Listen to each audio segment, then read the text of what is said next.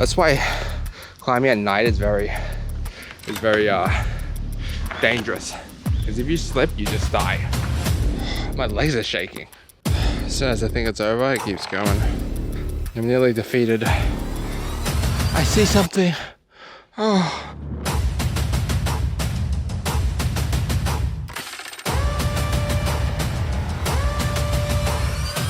This is the dumbest thing I've ever done. I'm literally stranded. This is literally survival. Can't get a cab. I'm at 14% battery. This is crazy. No one here. Oh my god, it's absolutely crazy, dude. I need to conserve my phone battery. This is the worst thing I ever done, dude.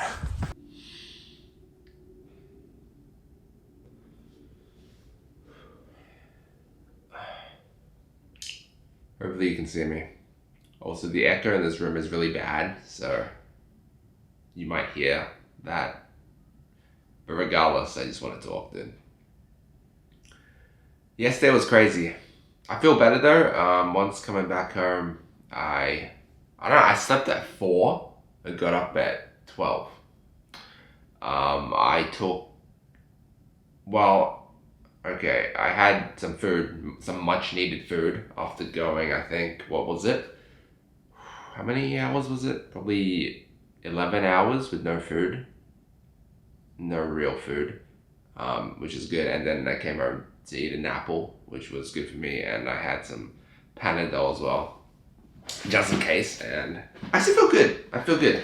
I feel like I could go out again today, which is good. Because if you didn't see yesterday, go check out that video, because that was probably the hardest thing I've ever done. Like, I went hiking. Literally, I was out for like,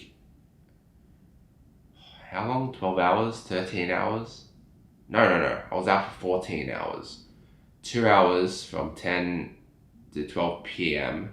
10 a.m. to 12 p.m. At Tsutenkaku. Then I went to Kobe. Then I did it like an 8-hour fucking hike or something, where I was in the woods, like stranded, and I was literally afraid of my life. Like, at some points, I didn't know how I was gonna get back home. And, you know, I talk a lot about it, so check out that video. But one thing I want to talk about right now is, like, what I felt, what the situation was at the end. Because at the end, I didn't record as much at all, because I was just tired. I wanted to conserve my phone battery. I was just tired, you know? And then when you're like tired, just stressed out, or like, you know, you don't really think to record too much, you know, you just can't be bothered. But basically on my way back, right? So I was stranded there. I was really happy. Okay, towards the end, when I finally got to the peak to see that view, like before then, I was really like afraid, because night fell down. And if I had to cross the route that I took, like I literally had to climb some areas. Like, that was strenuous as fuck. It was literally climbing. I didn't see a single soul, right? If I had to go that route back, I would seriously like panic. I'd probably cry. Like, I was close to crying before I reached where I was reaching. I was like, oh no, if I had to do what I had to do again. Like, I had no water. I didn't know if I was going to like a working vending machine up top. I didn't know if it was closed. I didn't know a lot of things. I was close. I was like, okay, if shit hits the fan, like if I'm gonna hit the emergency button on my phone, emergency call. I even picked up, like, there was a pole on the ground, like a metal pole. I don't know if I showed much of that. And I was like hiking. It was really heavy too. And I was like, I'll use that to hike back or like defend myself against an animal. But we got to the peak, we got to it, and there were loads of people, and I was saved. There were vending machines. But then on the way back, like, I didn't even enjoy the moment too much. I stayed there for like 20 minutes. I did enjoy the moment. I got some good photos, I got some good videos. It was an amazing view. It was definitely one of the best of the trip. I'll give you that. It was great. Was it worth the hike? It was worth the hike up, but the way down, it was not worth it. Like, the whole entire journey, no. So that's just a lesson to you guys. Like, okay, so first off, the ropeway was closed. There were a couple ropeways. One ropeway like further away. I don't know where it was, but it was closed because of high winds. There were the main roadway there, the Maya roadway to get there, right? It was closed due to periodic inspections. So everyone who came there came by car. There was a parking lot. So on the way back down, I took the route that the cars take. So it was definitely a lot better. Still scary because it was sketch and some of the path that I took. I tried hitching a ride, but no one would take me. That's besides the point. I'm not going to talk about the stuff I talked about yesterday. But what I want to talk about is that the way down, you can't walk down. You can't. There were some roads that there's no pedestrian crossing. I was literally on the road. Cars were going by. When cars came behind me, when cars came in front of me, I was hopping lanes, not trying to get hit. And people were like slowing down while they were near me. I was probably thinking like, they were like, what the fuck is this guy doing? You know? But like, okay, so there was a split, right? When I pissed in those bushes. During that, right? There was a split. So I went down left. You could go down straight, like down, right?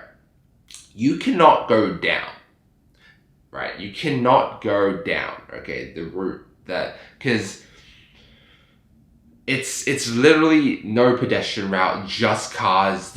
It was very narrow and like legit, like you can't walk down. There's no pedestrian. You cannot walk down. You'll get hit, you know? So I didn't do that, thankfully. Instead, I went like left down, and unfortunately, I missed the Rocco ropeway, which closed at 9:20. I didn't get there in time, and there was no road. There was nothing I could do. So I couldn't call a taxi. No one would pick me up. I had Go Taxi app. I tried and I was managing my phone battery too. It was absurd. It was literally absurd. I had like 10%, 7% battery.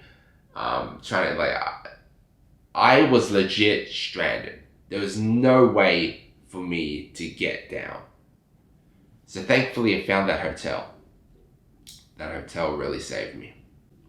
So yeah, that's a lesson to be learned. The hiking trail was strenuous as fuck. Through my experience, like I know a lot of people probably, if you're in Kobe, not a lot of people, but there are a few people. If you're in Kobe, you do want to do this, right? Take the ropeway. It really depends because most of the people probably want to see the night view, right? And I'm here to give you my experience. That was an experience. It's kind of giving me trauma now, you know. I'm still going to go back to Kobe. So today, I really want to just talk to you about this, right? Just talk. I'm still going to go to Kobe today, just to have Kobe beef and to see the city. It's at 1 p.m. right now. I'll leave around, I'll do laundry, I'll relax a bit. I'll go around 4 maybe. But I just want to share my experience because I know that there will be some of you who will be like, oh, they want to do this, you know. And hiking, they don't ever trust Google Maps, okay? You know, there's not an actual trail in maps. And it tells you, I was struggling. Like, it tells you, okay, once you're in the final stretch, you think, right? The final 20 minutes or so. Well, no, the final hour, right? It's slower than Google Maps tells you. Sometimes you think, oh, yeah, 20 minutes with Google Maps, I can beat it. I can walk really fast. You can. But towards the final stretch, the final hour, or when you're when you're climbing, you know, pretty high, it's very slow. It's slower than Google Maps says it is because when you're going uphill, you're literally climbing, and it's a very slow pace. So I was struggling. Like it took me probably 20 or 30 minutes longer than Google Maps said. So always allow time for that. Here's what I recommend. Here's what I would recommend. It really depends. It's better if you go with someone else, but if you want to hike, right? Like make sure the ropeways work. I would recommend hike up, but don't hike down. Because most of you probably want to see the night view. If you go like during the day, it really doesn't matter. The hike is strenuous as hell. Like if you took my way, but this is the way that you kind of have to take. You know, there's not really any other way. I think. Um, you know, the hike is around 3 hours. Stay at the one spot. It's either you stay at the one spot I was at first, which I kind of regret. I wish I did that, or you can hike it, but take the ropeway down, because either way, take the ropeway. The rocker ropeway is always open. Like there are a few ropeways. You could take the rocker ropeway, but you'd have to walk like an hour or something back. I think like if you want to challenge, either like I don't think it's worth it. I mean, honestly, like the way there was very scenic, and I did enjoy it. I did enjoy it a lot. So I would say, like, if you have the chance to, the best thing is to hike up and take the ropeway down. Because when you hike down on your way back, right? Most people would do that, you know, like, oh, I'll take the ropeway up and then hike down because it's easy, right? It's easy. You know, you're just going downwards. There's not a lot of climbing. But the problem is the hiking path, at least the one I took, I think the one that most people will take, like it's the one that's recommended on Google, right? It's very like jagged and very narrow, and there's like I said, the way up you have to literally climb some spots. So on the way down, especially at night, like don't do it at night. That's just dumb. But like even during the day, like one trip and you could literally die, like on your way down. So yeah, hike up, take the ropeway down. If you really want to hike, I still recommend just taking the ropeway. But I really wanted to see the mountains, right? I wanted to cover all three top night views of Japan, which was Mount Hakodate. I did that. This one I conquered, and then Nagasaki. That's why I did it. But unfortunately, the ropeways, well, the rocker ropeway did work. I was just too late and it already closed, right, on my way down. But the Maya ropeway, the main one, was closed due to periodic inspections. So, yeah, that sucks. But I still wanted to see it, and I saw it. That means that today the plan was to go to Himeji Castle and then go see the Godzilla Park, but I'm not going to do that anymore. I mean, those are things that I don't really need to do. I mean, Himeji Castle was recommended, but I saw someone else go to it and he said it wasn't that good. It's something that I don't really need to do because I've seen so many castles, right? I'm not a historic buff or whatever. And the Godzilla Park looked really cool. I was thinking about ziplining through the Godzilla's mouth, but some things you gotta let go. You can't do everything you want to do, you know? So, it is unfortunate, but yeah, that's my story. Oh, man. Crazy. Oh yeah, I forgot to say, there are a few things that happened, like, towards the end of my, like, hike or, like, walk back through the road. I didn't record too much because I wanted to conserve my phone battery. My action camera during low light is terrible, as you probably saw. And I didn't want to get my high quality camera out because I was just too tired and couldn't be bothered. You know, it's a big camera. But also because there was like literally no light. But like, oh man, I don't know. There was one thing I wanted to say, but I forgot. But I did trip a couple times and like nearly hit my eye on one of the branches jutting out because there was literally no vision. And you probably can't see that. Can you see that? Well, either way, like I chipped my it's not that bad, but like I literally like there was a rock in the way and I tripped and man, I went through heaps. It was literally like my literal survival instincts kicked in. If I had to, like, I literally was on the brink of crying. Like I regretted my decision so fucking much. Like I wanted to go before I reached the peak, and I wanted to turn back then. But I'm glad I didn't and kept going because I saw people. vending machines, like I was really low in water and I was really just struggling climbing through that shit. I thought to myself, if I had to go through that again, like the thought of needing to like climb back down through like the path was so unclear. It's so easy to get lost. Like I did a couple times, I went the wrong direction. And the thought of having to do that with low phone battery, I think I had like 30% or 20, I don't know. With a flashlight for like 2 or 3 hours, wow. The way back home was better, but it was still fucked. I'm so glad that hotel lady saved me, bro. God damn. I tried calling it. She called me a go taxi. I tried calling a go taxi many times. No one would accept me. There was one person that did accept me. But I thought he was coming. I canceled it. In hindsight, I shouldn't, but I did say $50. I still spent $50, but it was going to be 100 if I was to go with them. Alright, this is what I'm going as today. Excuse my room, it's a mess, but no big backpack, just a small one. Don't know if you can see that or not. Because I can't be bothered lugging around a big backpack, and I'll tell you on the road. I've been through heaps, eh? I definitely feel yesterday. So there's been a change of plan. I'm gonna take it easier today. Just hang around Osaka. Tomorrow I'm gonna go to Kobe again. Oh, it's been a massive change of plan. Because I don't feel too good.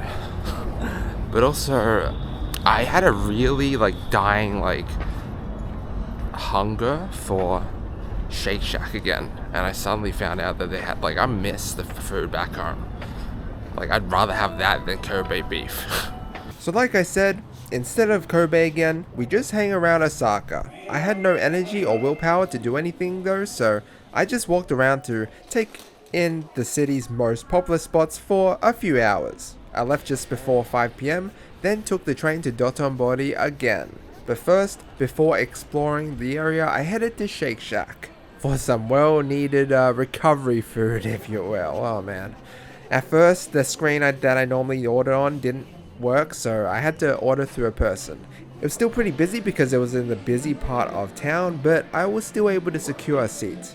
And I ordered pretty much what I ordered the first time I was in Tokyo. Forgot the name of it, but while it was pretty good, I don't remember it being as good as the one I had in Tokyo, so that's one thing to keep in mind. My experience was also impacted a bit though because my trusty selfie stick fell out of my pocket in an unreachable area and I had to get it after I ate while someone was sitting on that side, so that was pretty awkward, but you probably don't care about that, so. Moving on, we then started walking to the famous bridge area.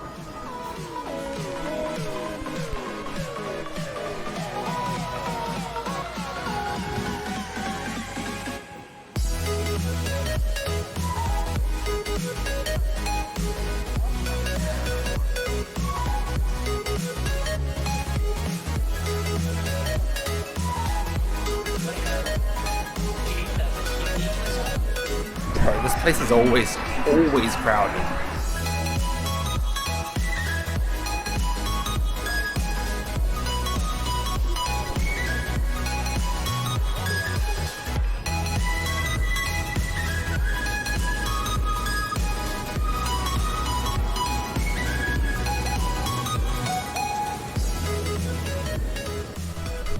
Bro.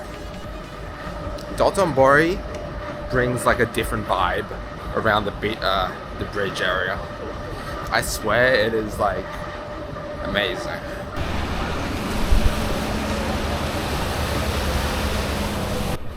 Man, I'm gonna miss it.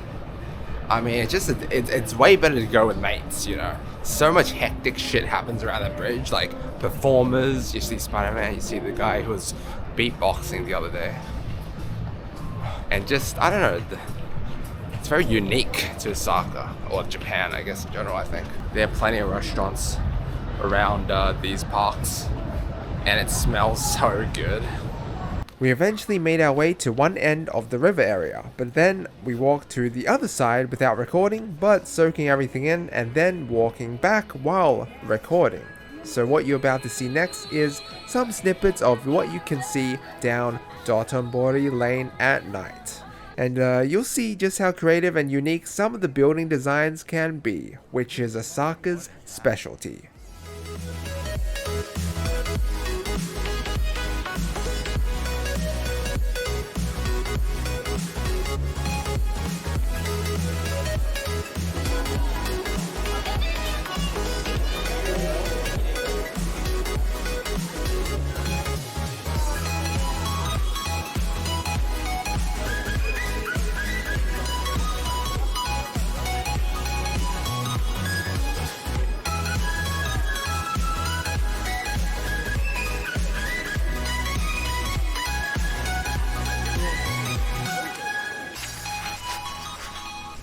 I think I got some good shots.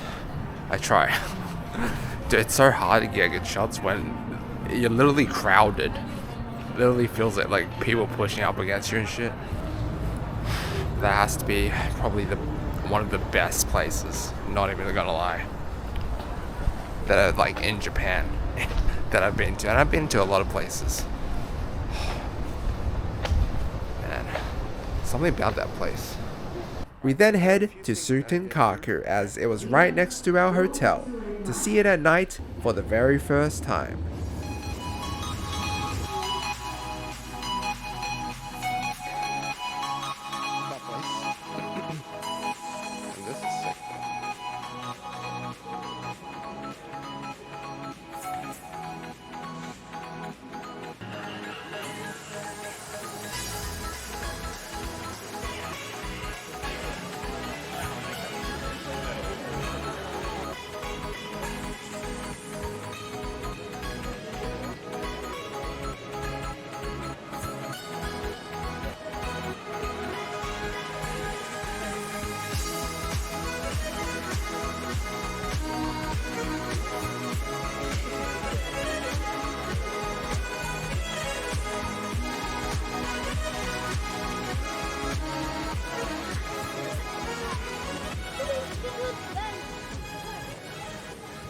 A lot of people don't know this, but you can get really good shots of like that up these stairs. My legs still really hurt from yesterday, so climbing stairs is still hard. This is what I meant. Pretty sick scenic shots that I was surprised how little people were there. But yeah, I hope you guys enjoyed my little compilation of what you can see in the most popular areas in Osaka. Sorry if this video wasn't much, but it was just me recovering from the previous day, so I didn't record too much outside, vlog style, and as per the title anyway, it was mainly just about me talking about my experiences from the previous day.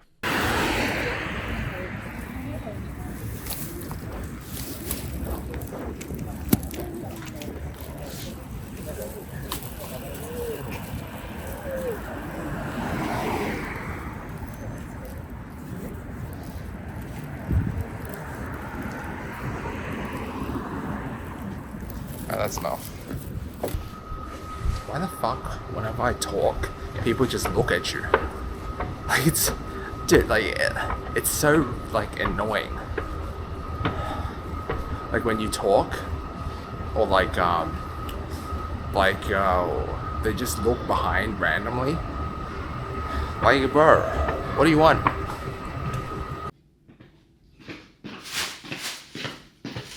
Oh man, okay, so today was a very short day. I think I was just out for like, I don't know, 2 hours-ish. But like I could feel it, even like as I was like getting up those stairs, right?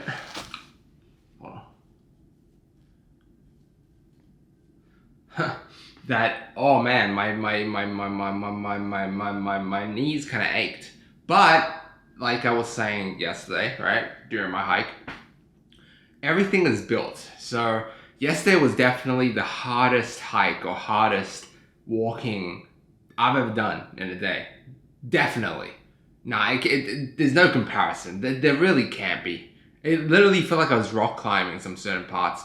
I was out hiking for pretty much 4 hours, if you count the start. But yeah, even then, my legs don't ache. Like I've practiced, like not practiced, but like you know what I'm trying to say. Like I've been walking. My feet have gotten used to walking 40k steps a day, and through playing football basically every week, it's helped my like legs like not even like when I first started playing football. Like I've said before, even after 20 minutes, my feet would just start aching. So yeah, but hop to the family mart. We saw that cool ass dog. We got some Pocky, some snacks, some vitamin shit. You know, the usual, and some yogurts and coffee and some pineapple beets, the usual. But I found that through like even though yesterday was a fucking struggle, I still wouldn't take back that day. Even though I technically wasted that day because I didn't really see Kobe the city and I have to go back again, and I missed out on Himeji and the Godzilla park. I'm like, maybe I still have time to see those if I have a free time in Hiroshima. But anyway, even though that happened, I would still not take back yesterday because it was an experience, you know. It was definitely a great experience. I wouldn't say it was a great experience, but it was definitely an experience, and I love experiences. But yeah, through that experience, man, I feel like the more challenges you face, the more problems you overcome, the less scared you are. For instance, now I'm able to like vlog, or not necessarily, yeah, kind of vlog, but like talk out loud, like in public. I have extreme social anxiety. I'm 27 years old almost, and I haven't had a girlfriend yet. You know, extreme social awkwardness. So through a lot of challenges and problems I've faced through this trip, you know, managing my money, hotels, trying not to lose things, planning everything myself, buying shit, literally going into new cities every week and trying to figure out, because every city has their like kind of own thing, you know. Like I've noticed in Tokyo, you on the escalators, you're on the left side, but in Osaka and maybe I think Kyoto, you're on the right side. Like every place does things differently. Although it does feel kind of the same, like it's still, you know, you have to get used to a new city. The first day is always kind of a struggle. It was definitely in Tokyo and Osaka, you just get overwhelmed. But my point is, through like going through all of these problems, right, or like challenges. I wouldn't call them problems; they're more challenges, right? I don't know why I did this, but I'm trying to emphasize challenge. You break out of your shell. So now I'm able to like walk in public like with my camera. Before I would be like, oh shit, what's this guy gonna think? They're gonna judge me, dude. Like now I'm just like, after yesterday especially, I'm just like, I don't give a shit anymore, dude. I did that shit yesterday, you know, that killed me. People don't know, right? Fuck them, I don't care. Like I went through some shit, you know. So now I'm just in a not give a shit mood. Like I wouldn't even have pet that dog. Like if I was back at home, I just did it because fuck it, you know, like fuck it, like I would be scared, like I would be scared of like a dog biting me or whatever, right, back in the past, but now I don't give a shit. But it looked really friendly and was really nice. But one more thing I wanted to touch base on, okay, or maybe two more things. I fucking hate people.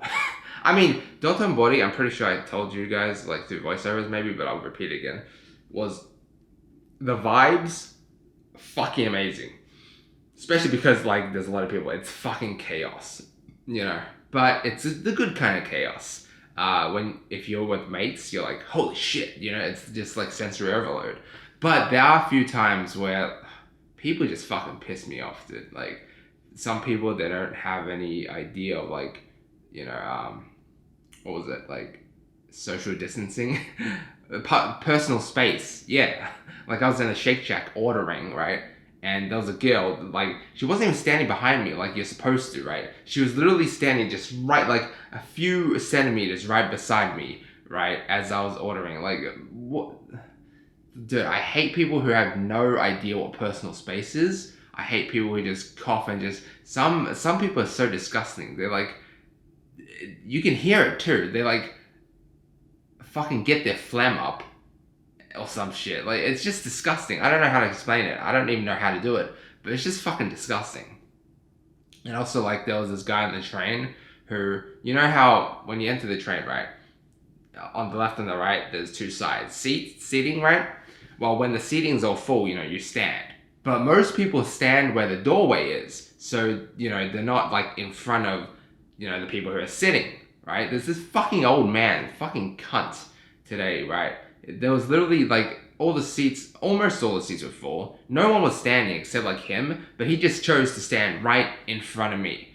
And as I was getting up and trying to get out of the train, he wouldn't even move for me to allow me to. So I had to fucking squeeze past him, hit my head onto the fucking handrail thing because I'm too tall for Japan apparently.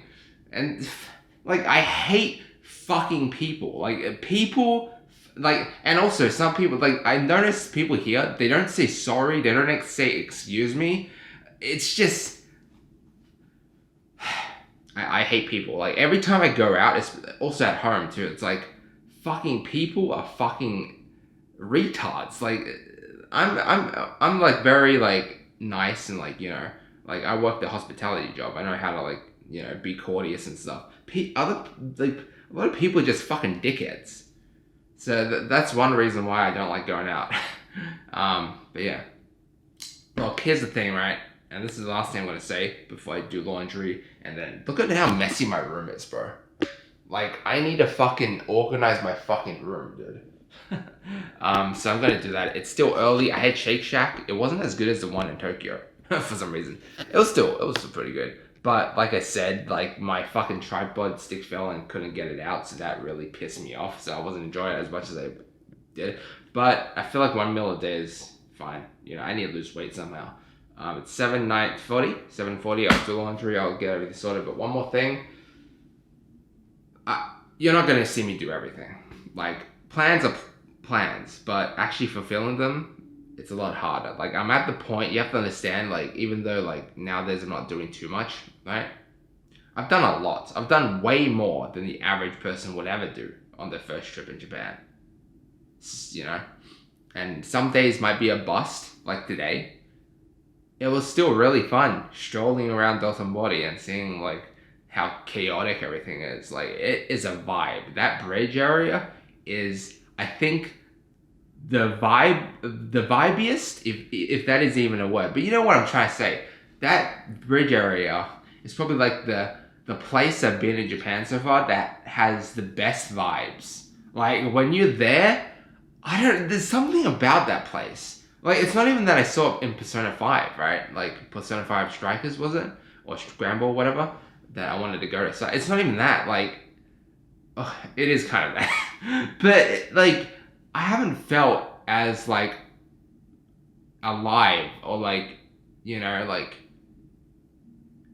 as anywhere in Tokyo. Yeah, anyway. I think that's the main attraction. That's why there's so many people. Even on a Tuesday, right?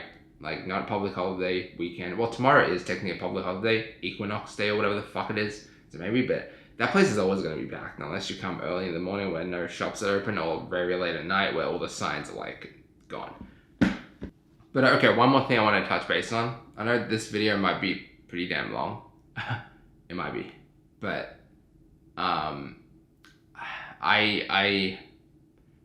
okay, so like I said, there's a lot of things I haven't been able to, like, do or fulfill, right? Yet, at least. But for Osaka, there are a few things. Now, the Haruka's 300, going up to the top of that building close by my hotel, going up the Tsutenkaku Tower, what else? Osaka Castle I'm doing tomorrow. But those things are things you do expect me to do, right?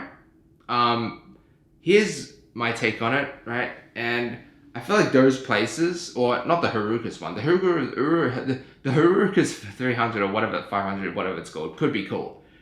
But I've seen so many observation decks, so fucking many ropeways, that I just don't really see the point. Like, I saw that you made a sky building. That was cool. I wasn't even on there for very long though.